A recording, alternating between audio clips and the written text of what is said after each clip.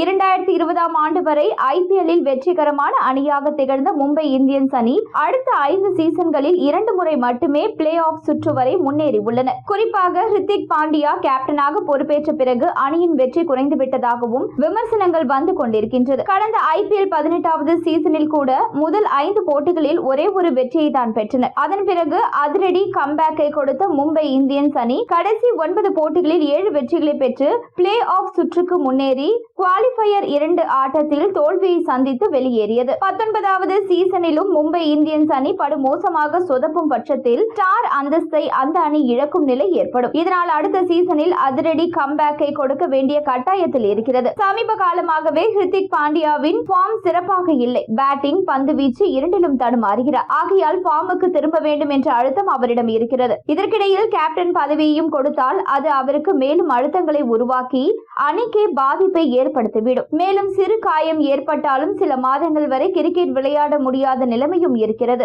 ரோஹித் சர்மா மற்றும் சூரியகுமார் யாதவ் ஆகியோர் தங்களது கிரிக்கெட் கரியரின் கடைசி கட்டத்தில் இருக்கிறார்கள். இந்த இருவரும் நல்ல ஃபார்மிலும் இல்லை. 9வது சீசனுக்கான மினி ஏலத்தில் சிறப்பாக ஆடும் உள்ளூர் வீரர்களை வாங்கி அவர்களை வளர்த்துவிட மும்பை இந்தியன்ஸ் நிர்வாகம் முடிவு செய்துள்ளது. இதனை கருத்தில் கொண்டும் அடுத்த 10 வருடங்களுக்கான அணியை தயார் செய்யும் நோக்கத்தில் கேப்டன் பதவியை திலக் வர்மாவிடம் ஒப்படைக்க மும்பை இந்தியன்ஸ் நிர்வாகம் முடிவு செய்துள்ளதா.